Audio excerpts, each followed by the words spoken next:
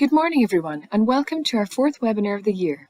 If you've missed any of our series, which have been running since 2020, they're all available to view on demand right here on our YouTube channel or on our Learning Hub at www.proctorgroup.com. You can also register now for our online members area, where you can access product information libraries, personalised CPD certification, and our free online U-value and condensation risk calculator. As always, you can also request product samples, arrange follow-up meetings to discuss the specifics of your project, or book one of our range of REBA-assessed CPDs covering a range of topics. This can all be done either face-to-face with our team of experts across the UK or online. For today's webinar, we'll be looking at how we can use our Wraptite membrane to optimise energy performance and indoor air quality in non-domestic buildings. With energy use across the sector becoming increasingly important, not just environmentally but also economically, reducing consumption and hence costs are more important than ever. Likewise, COVID has emphasised the importance of good ventilation and maintaining good indoor air quality for building occupants. Putting these two together into a holistic approach to the management of heat, air movement and moisture control is the basis of our approach here at the A Proctor Group Limited, through both our range of high-performance membranes and our experience and expertise. We'll begin by considering the net zero targets in place and the methods for their assessment and implementation, before focusing on how a combination of insulation and air tightness can help meet these very targets. We'll then examine the effect these high-performance building envelopes can have on the people who live and work in them, and how the indoor environment can be kept healthy as well as efficient. Lastly, we'll discuss the detailing and installation challenges posed by building to net zero ready standards, and how we can future-proof today's construction to accommodate tomorrow's retrofit. The UK Government has set a target to reach net zero emission of greenhouse gases from buildings by 2050. With the Scottish Government being slightly more ambitious with a 2045 as the target. Several other countries, including the US and Canada, have similar targets in place, but the specifics around implementation can vary considerably. In the UK, progress towards this target is driven mainly through their building regulations and building energy performance certificates. Each revision of the Energy Performance Standards, Part L in England and Wales, Section 6 in Scotland, reduces the permissible emissions from new buildings. For existing buildings, energy performance certificates both allow a legislative approach to reduction, for example, the proposal to reduce a minimum EPC standard for commercial rentals by 2025, and a market-driven approach whereby more efficient buildings become more desirable. In both cases, having a system in place which provides a level playing field and a consistent approach to the assessment is critically important. In non-domestic buildings, the Simplified Building Energy Model, or SBEM calculation, is used. Larger businesses and public sector organisations are also obligated to report their greenhouse gas emissions, including emissions from buildings under the Streamlined Energy and Carbon Reporting (SECR) framework. This is another important component in tracking progress towards emission reduction targets and can help identify areas for improvement. The SBEM calculation forms the basis of both compliance with building regulations and the regeneration of energy performance certificates. The SBEM takes into account a wide range of factors affecting building energy performance, such as construction type, orientation and HVAC energy for use in both heating and cooling. The model combines the input with a set of standardized parameters regarding occupation and occupancy to produce an estimated emission rate, which is compared with the target rate derived from a notional building. This notional building uses an approximation of the building dimensions and layout, combined with suitable performance values for thermal insulation, air leakage, glazing areas and building services efficiency, to generate a target value the actual building needs to meet. This system allows trading off values to give designers a degree of flexibility to accommodate non-standard features or new technologies. As long as a proposed feature can be incorporated into the SBEM model, the regulations are comparatively agnostic as to regards specific solutions. That said, there is usually a backstop or worst permissible value given, for example U-values, and if the actual building value is significantly worse than the values used in the notional building, compliance can become very difficult even if the value is within the backstop range. The SBEM calculations used for compliance within building regulations, whilst incorporating a range of factors, are not particularly prescriptive in terms of solutions of specific standards. The Passivhaus approach, in contrast, sets a much clearer set and more prescriptive set of data. The Passivhaus approach revolves around 5 basic principles: high levels of thermal insulation, thermal bridge-free design, low levels of air leakage, ventilation with heat recovery, and high-performance glazing. These 5 principles combine to minimize the methods of heat transfer in buildings, correspondingly reducing the energy required to heat or cool the spaces. The requirements in each area for achieving Passivhaus certification are typically stricter than the equivalents in Part L or Section 6, and are also absolute without the potential for trading off. This approach, where the fundamental structure of the building is built to passively minimize heat loss through insulation and air tightness, is known as fabric first. Successive revisions of the building regulations have aligned with this approach, becoming more Passivhaus-like in terms of the energy efficiency required. This trend looks set to continue with future revisions, with the principal concept involved in designing to Part L, Section 6 and Passivhaus standards becoming further synchronized as the net zero deadline approaches. Maximizing insulation and minimizing air leakage are the foundation of the fabric-first approach to energy performance. Whilst both are important considerations, the implementations of both vary substantially in terms of their effect on overall design. Insulation performance is measured using a U value, expressed in watts per meter squared Kelvin. The lower the U value, the lower the rate of heat loss. The relationship between this heat loss rate and the thickness of insulation is not linear, however. In practice, this means that as we design to lower U values, exponentially thicker layers of insulation are required. We must also consider cold bridging, which occurs where structural elements and fixings penetrate throughout the insulation layers, and at corners and element junctions. Cold bridges reduce the effectiveness of the insulation and can lead to cold spots internally, where surface condensation and mold growth can occur.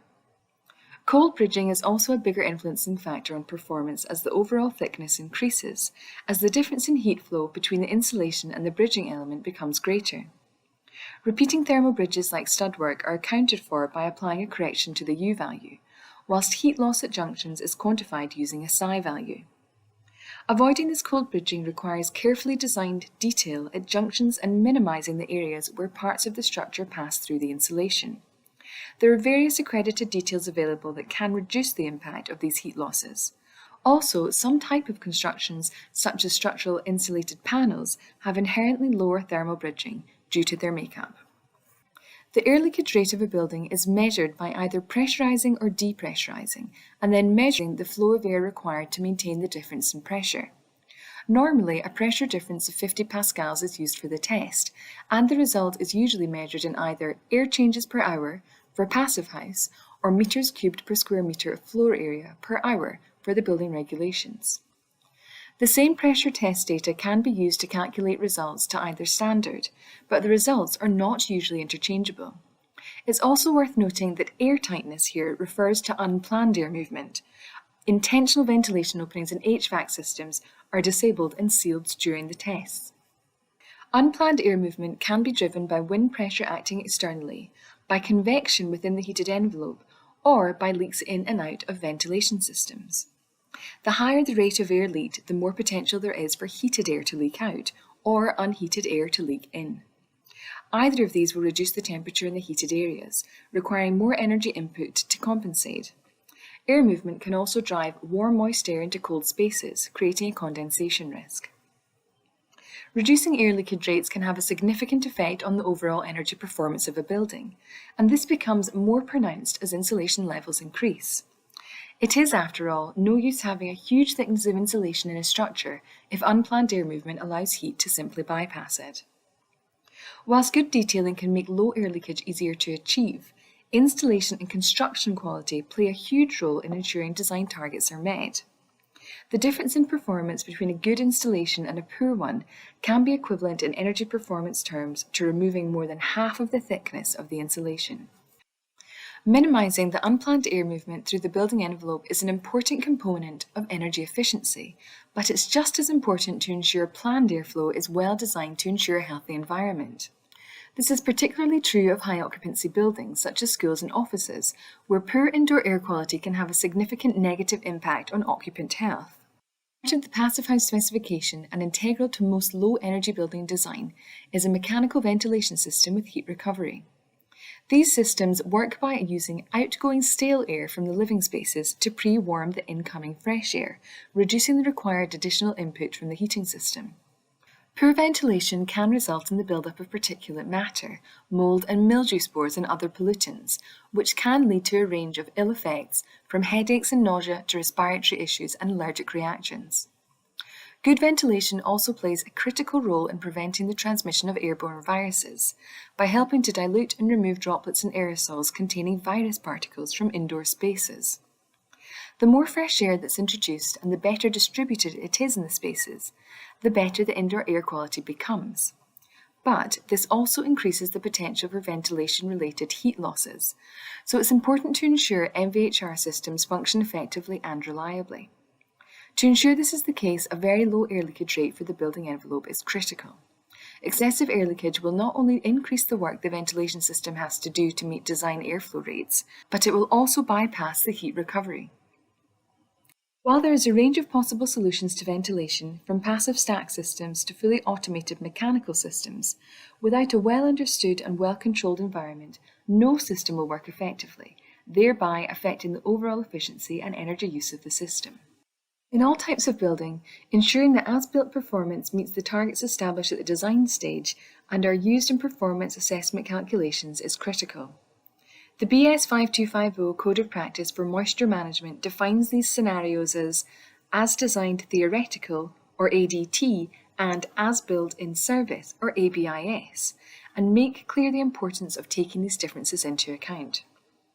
Whilst BS 5250 focuses on moisture rather than energy, the example it uses highlights the interlinked nature of moisture and heat management and the implications of various scenarios on both.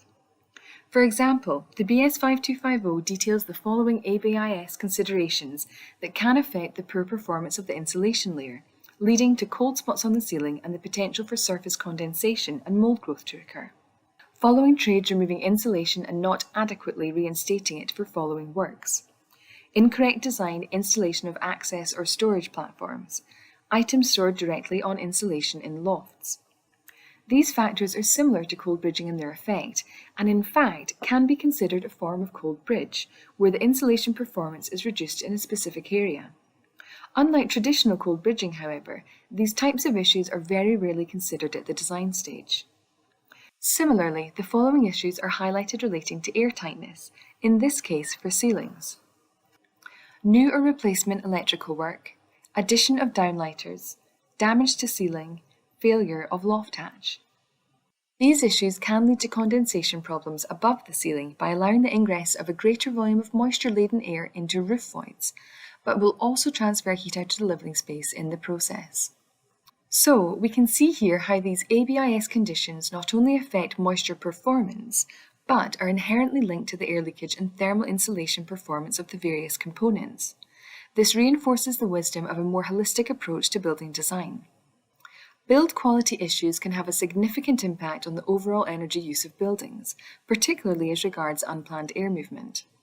One approach to this is to conduct extensive training with contractors and implement process checks and site reviews during the build process.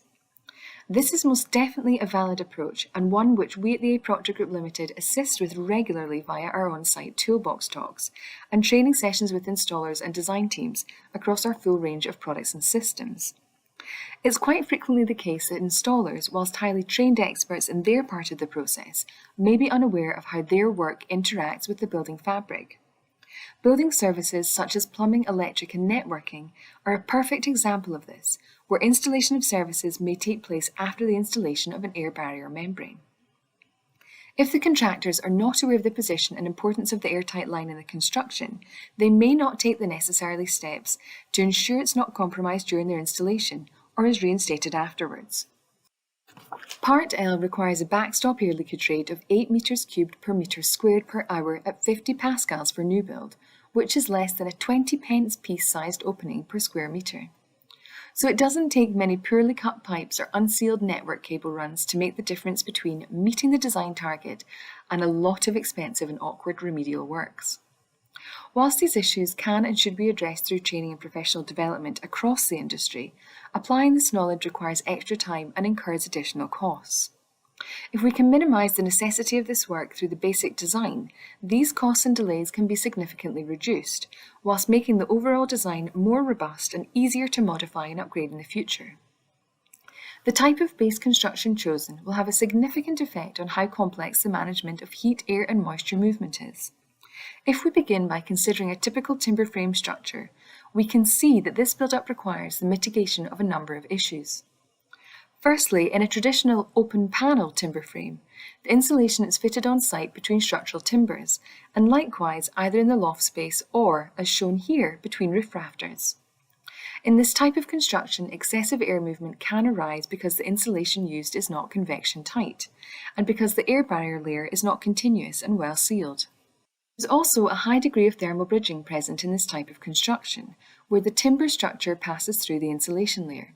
Fibrous insulation, like mineral wool, is not convection tight, and rigid foam boards, whilst airtight themselves, are often fitted with gaps around the edges which can allow air movement. To mitigate these issues, the accepted practice is to use an air and vapour control layer internally. These membranes, such as our Project range, are impermeable to both air and vapour movement, and if installed correctly will enable these structures to meet even very low air leakage rates. Sealing this type of membrane properly is where problems can arise with this type of construction. On paper, this is a simple task, but on site it can be challenging. Laps must be positioned over a solid substrate to permit the application of pressure, the correct tape must be used and correctly applied, and all penetrations for surfaces must be properly sealed. This applies not just during initial construction, but to all subsequent works as well. Junctions with external and internal wall and roof elements also need to be sealed around, and any fixing for joints and rafters should also be airtight. With good installer training and design features such as service voids, this is certainly not insurmountable, but there are other possibilities that will design out a lot of these issues altogether. This type of construction is cross-laminated timber, or CLT, in which alternating layers of timber are used to create large structural panels. These panels are then bolted or screwed together to form the basic structure of the building. Because the structure is a solid panel, there are no voids in which to place insulation. This means another approach is required. The simplest solution here is to position the insulation externally, wrapping the entire timber structure. This means there are virtually no thermal bridges other than fixings used for the insulation and outer cladding. This in turn means that other options are available for air leakage reduction, and this is where the Wraptite membrane is particularly useful. If we apply Wraptite externally over the face of the CLT panels, it will provide a degree of temporary weather protection during the transportation of the panels, or if applied on site to the building as a whole until the outer cladding is in place. This can allow work to progress internally as the space is mostly wind and watertight as soon as the membrane is applied, so temporary heating will be more effective and materials can be stored safely prior to installation. Installing the air barrier in this position means there are a lot fewer complex seals and junctions required to work around internal walls, floors and other structural elements. This makes ensuring the membrane is well fitted with good seals at all joints requires a lot less time and effort than if done internally. Internally, services can also be run wherever is required without risking damage to the air barrier. Internal walls can be fixed into place and cabling, pipework and ventilation systems can be positioned in their most optimum location. These services also don't need to be sealed as often, and specialised airtight hardware such as downlighter hoods are not required. This has the effect of reducing time for installation and does not require any additional skills or patience on the part of the installers. As Wraptite is also permeable to water vapour, it can be positioned at any point in the structure without the risk of trapping moisture and increasing condensation risks. In fact, depending on the specifics of the construction, a dedicated vapour control layer may not be required at all. Combined with the insulation layers externally, this means the entire structure is wrapped in an airtight and insulating layer with the minimum number of penetrations possible. If necessary, an additional vapour permeable membrane can be positioned over the insulation to provide both additional secondary weather protection and to prevent wind washing through the insulation layers where fibrous insulation is used. Some membranes used in this position, such as our fire shield shown here, can also help provide resistance to external fire spread. Although it shares a Euroclass B rating with many other membranes, Fire Shield has an intumescent coating which provides an additional level of protection against ignition and fire spread. A build-up like this with a base of cross-laminated timber or structural insulated panels, Wraptite over the panel surface, a thick layer of unbridged insulation, and a secondary airtight membrane externally provides a very dependable barrier to unplanned air movement. This in turn ensures the building system's ventilation can function as designed, delivering the fresh air crucial to maintain a healthy environment. When designing buildings, the delivery of performance upgrades in the future are often not considered at the design stages. This can lead to buildings which are awkward and expensive to retrofit, either upgrading to more modern heating and ventilation systems or introducing new services such as network cabling. The knock-on effect of this is that some buildings can be easier to replace than to upgrade, leading to buildings left empty long before they reach the end of their design life. The Wraptite external air barrier can help mitigate this by keeping a degree of separation between the building services and the systems running internally and the airtight line outside. If insulation is also placed externally, this makes it comparatively simple to remove the entirety of the building services and systems without affecting the basic airtight and thermally insulated shell. Because Wraptite is also moisture neutral, further layers of insulation can be added either internally or externally without an adverse effect, and without disturbing the air barrier during installation. Lastly, because Wraptite can allow buildings to be built with very low air leakage rates, very simply and easily, it's possible to exceed the regulation requirements by a significant margin. This means future upgrades can leverage this lower rate of air movement to achieve greater efficiencies. In fact, this simplicity in achieving low air leakage rates is one of the key benefits of the Wraptite system. As it is self-adhered and typically fitted in areas where there are fewer complex detailing requirements, it makes a high-quality installation far easier to achieve. This in turn means lower air leakage rates can be used at the design stage without the worry of the potential for complex remediation should the building fail a pressure test. By engaging with installers and providing on-site toolbox talks to promote best practice, we can help ensure that optimum performance is achieved and the product is well integrated from the design stage to final commissioning. We've refined this approach across many projects in the UK and around the world, working with design teams and installers from self-build log cabins right through to the UK's very first passive standard leisure centre at St Sidwell's Point in Exeter. We'll be talking you through this process with our special guest Robertson Construction in our project case study next month. But for now, let's move on to our Q&A session.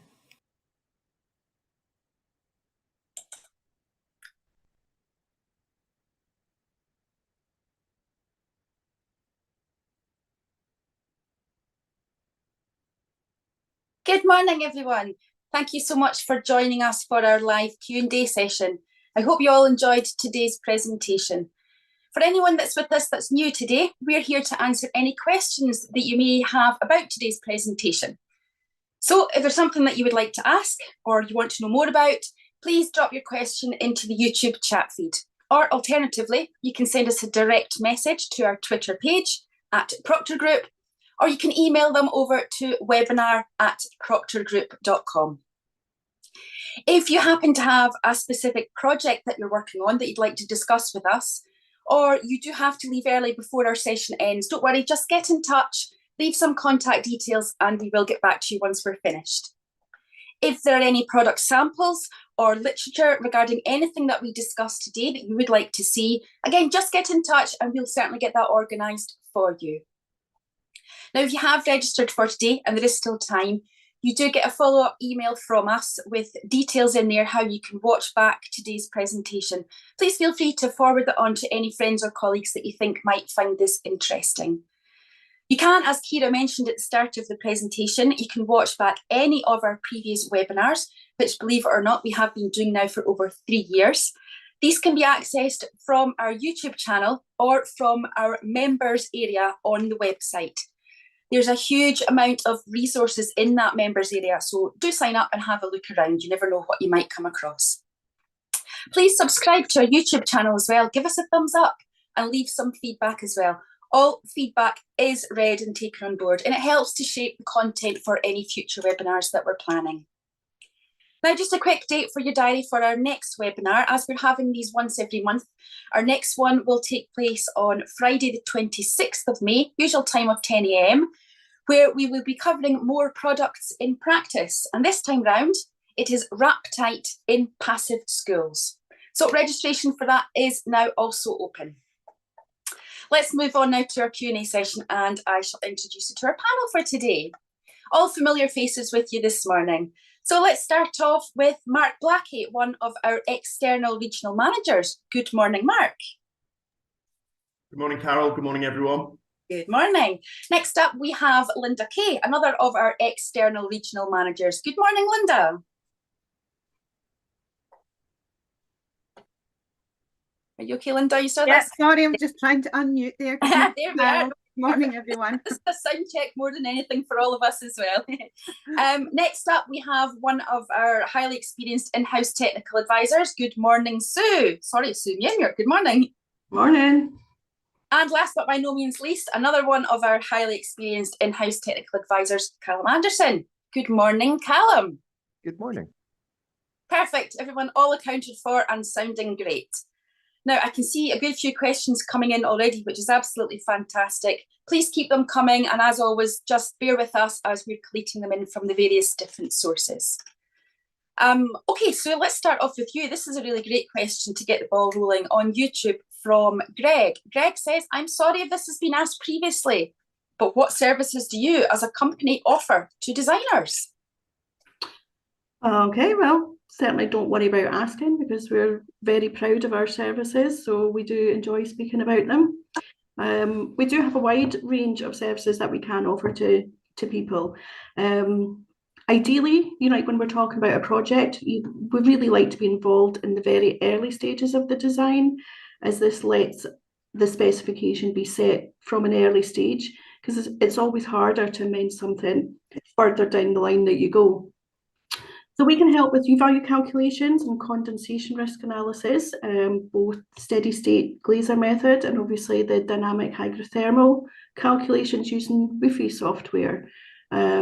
We do have, on our members area, we have our new software that allows people to use this themselves, just to, you know, sort of set up their constructions, etc. We would then check it, approve it, and, you know, send it back. So we can do that. We also can view details and drawings just to make sure that the detailing of any membranes or an installation, for example, is in the correct place. And obviously we have our educational webinars that are available on the website. As we saw in this webinar, we obviously, when we get to site, we're also happy to do on-site toolbox talks to contractors, validate the installation, and obviously provide on-the-spot advice to people. So yeah, just get in touch if you're needing to use any of our services. Perfect, absolutely. Thanks, Sue. Okay, Callum, can I bring this next one to you? Sticking with YouTube, this one's from Lauren. In the CLT section of the presentation, you mentioned that insulation can be applied over the outside of the CLT. Are there advantages to this instead of internal insulation? Okay, so the presentation was talking about CLT in reference to having the construction being the CLT structure, then Wraptite, the insulation, and then possibly another membrane and cladding.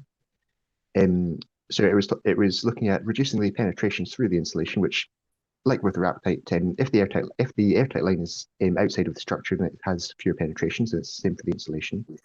And it was also talking about not having an internal vapor control layer. So CLT works in much the same way that a solid masonry wall does, in that it's a homogeneous porous material. If these are internally insulated, then you're losing the heat storage capacity of the structure. So it does mean that there's a greater risk of condensation in the timber, so that can lead to mold growth or structural issues or things like that. That's not to say that you can't insulate a CLT or masonry wall internally. It just means that it requires a bit more care and consideration of the vapor control layer you use.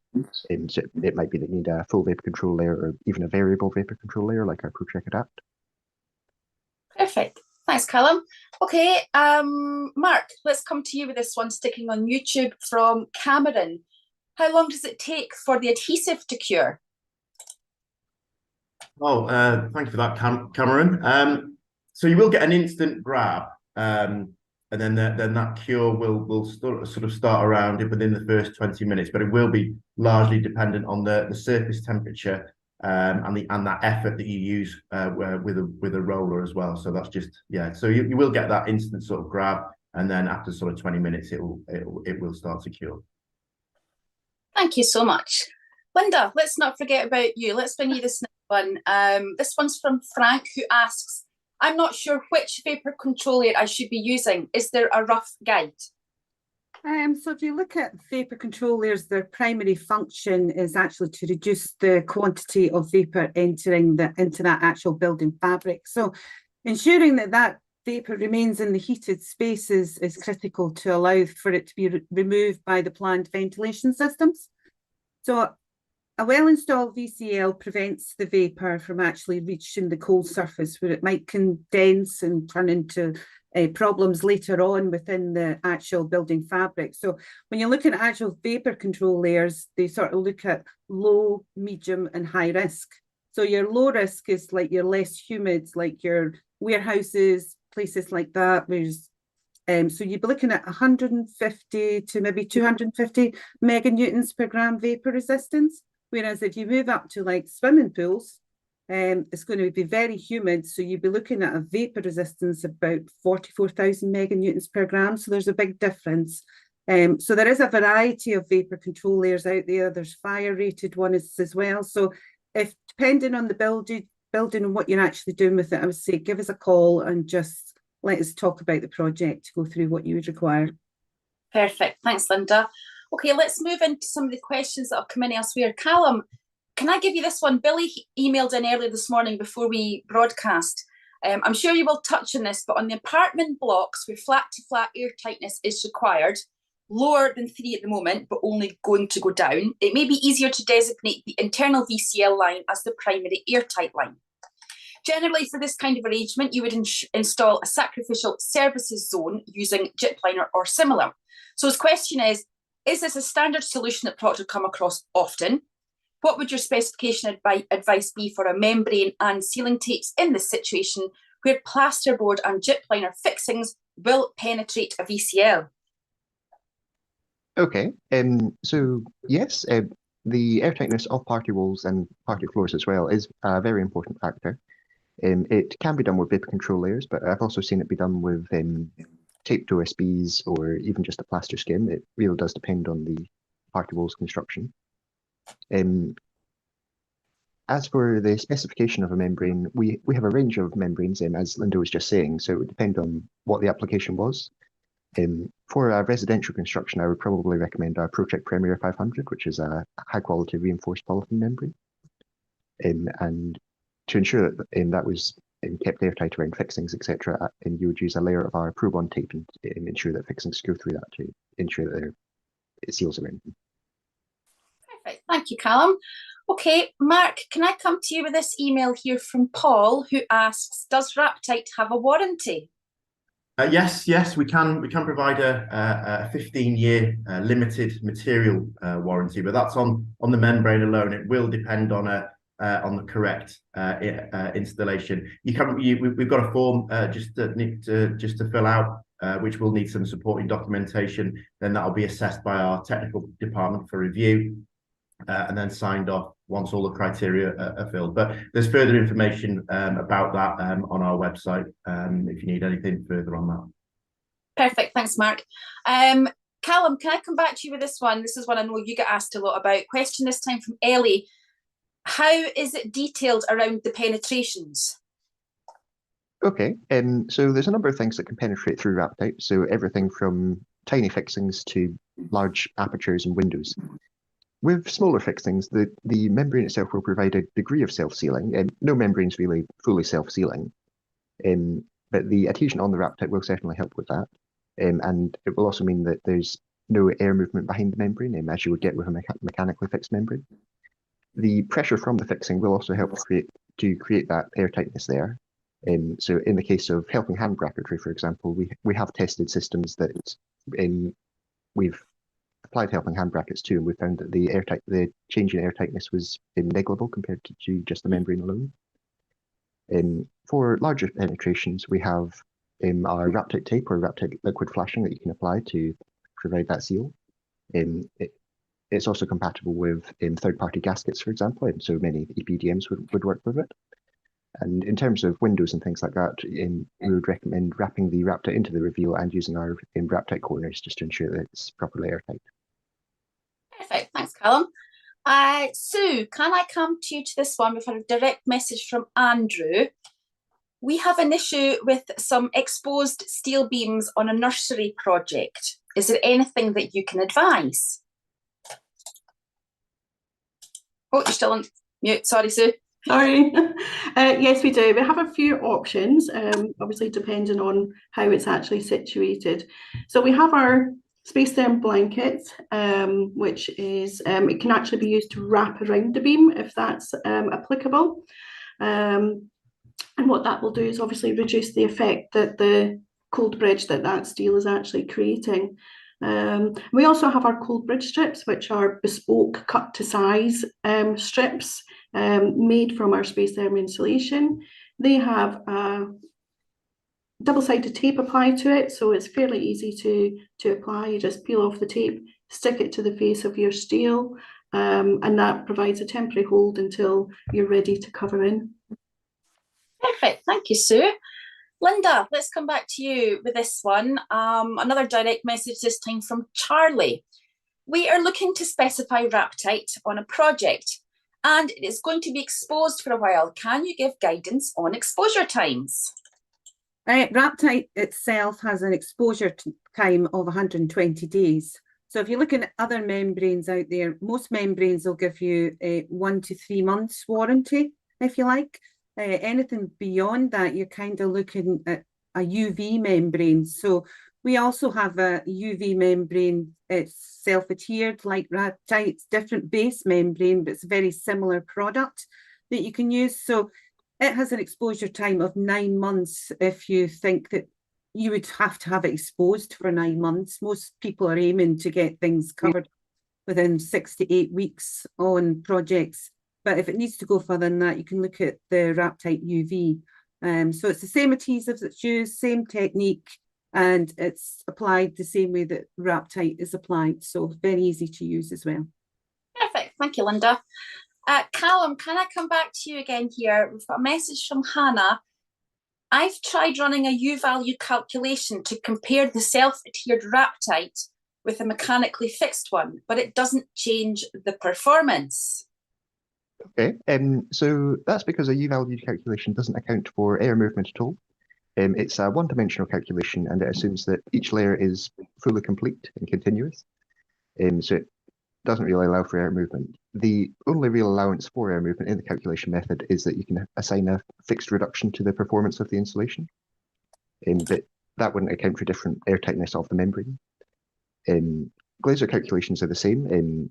They wouldn't differentiate between an airtight wall and one that was full of holes. It just assumes that all elements in the material, all materials in the element, sorry, are fully continuous.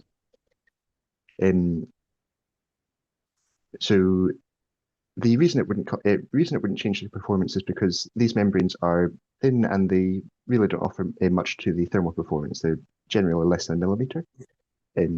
And as Wraptite and other vapor permeable membranes are vapor permeable, they won't change the glazer calculation either. So the condensation risk analysis wouldn't change either. It is important to consider the limitations of such calculation methods, because these methods don't account for airtightness.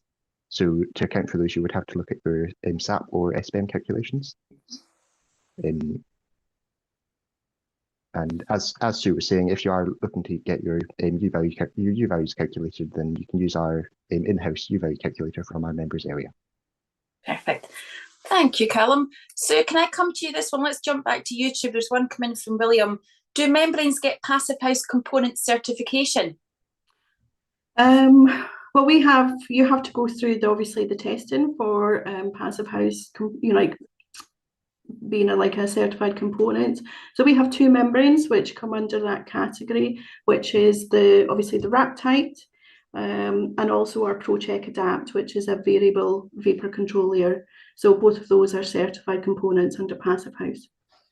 Perfect, thanks, Sue. Sue, while I've got you, can I give you this next one? This email's coming from Leslie, who asks, what do I have to consider in relation to approved document B when designing a building that will be used as a classroom?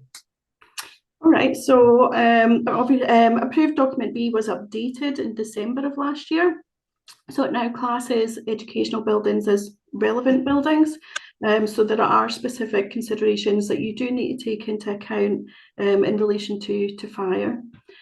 So on a facade, all materials used in that external facade have to be a Class A material. There are obviously some exemptions, such as gaskets and seals. They all, they're exempt from that requirement. And in relation to membranes, there is a minimum performance of Class B S3D0. So we, the Procter Group, we have a range of vapor permeable, airtight and vapor-tight membranes, which all meet this criteria. So we will have a membrane that will be suitable for use in pretty much every application. Perfect, thank you, Sue. Mark, can I come back to you with this one? I've got a question here from Lee, who asks, is Wraptite suitable for use in renovation projects in a conservation area where the face has been retained? Well, the short answer is yes. Wraptite can be used in an internal application, so you're not kind of affecting or having an influence on a protected facade. And in actual fact, it can also be bonded to our aerogel insulation product, SpaceTherm, to create, which is more or less a hybrid product known as Wraptherm. Now, the beauty of that combination, it offers really good air tightness and an improvement in thermal performance at a greatly reduced thickness, which is typically between 15 and 25 mil. So it's a good space-saving product rather than putting in sort of a bulky insulation if you're looking to upgrade the thermal performance of a listed building. Perfect, thank you. Linda, can I come to you with this one? We've got a scenario here from Louis.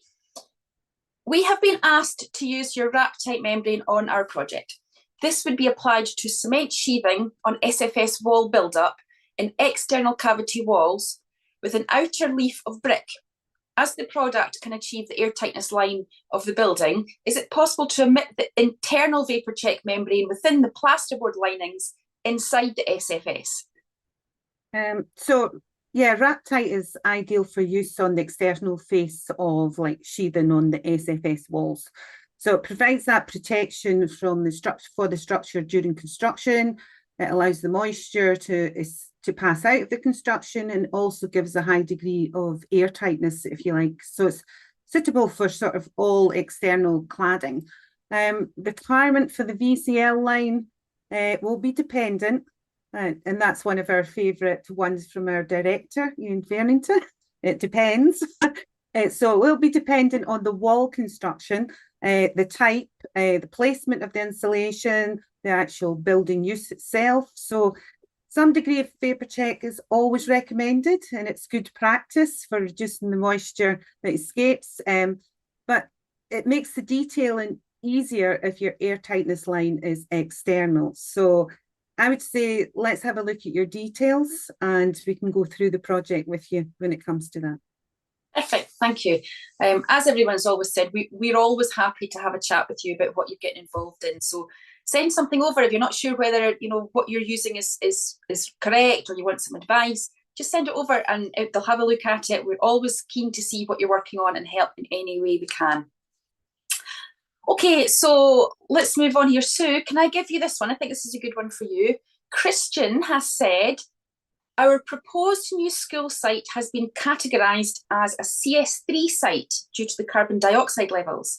Is there anything you can offer? Okay, yes, we certainly can.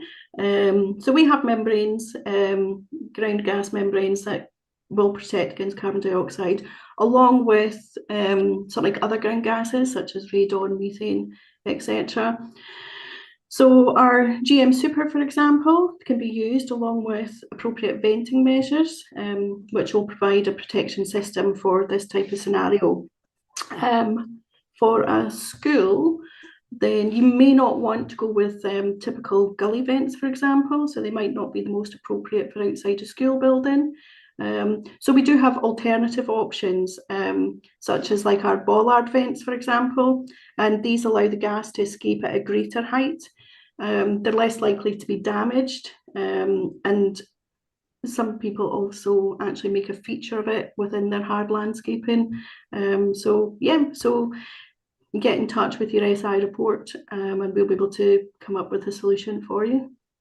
Perfect. Thank you, Sue. We are rattling through these so quick this morning. I know a lot of these topics we have covered previously, but we always get new viewers watching each week, so it's always good to revisit things. This actually is my last question that I have here, so if anybody has something quickly they want to add into the YouTube or quickly ping over an email, please do now. Linda, can I give you this one to finish off with? This is coming from Sandy. We have specified a Y-wall sheathing board with a Wraptite as the air tightness membrane attached to it. My question is, would we have to joint and take the sheathing board in addition to using the Wraptite membrane? Well, the great thing about Wraptite is, due to it being fully self-adhesive, it can actually be applied straight over the joints between boards, and it overlaps onto itself.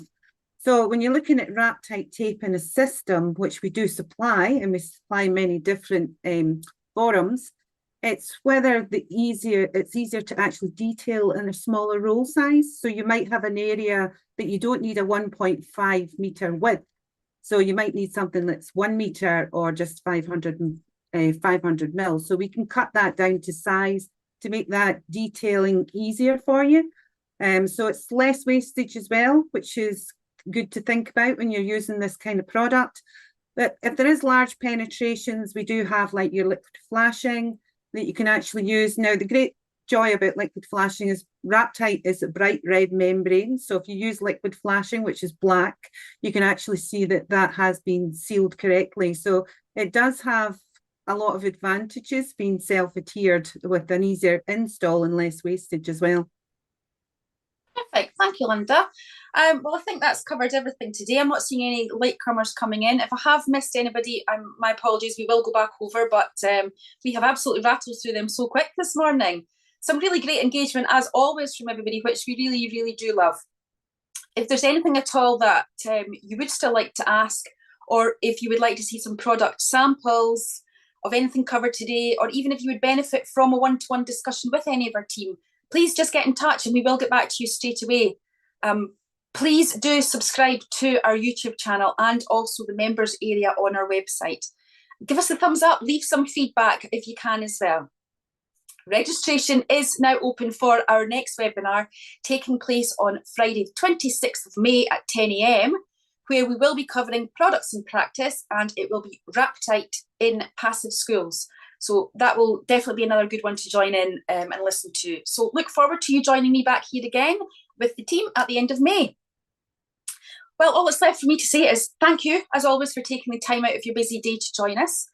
Thanks to both our panel here with me on screen and to everyone behind the scenes for all their hard work. So from all of us here, enjoy the rest of your Friday and have a great bank holiday weekend for those who are lucky enough to be off on Monday. Have a great time. Thanks then. Goodbye. Bye.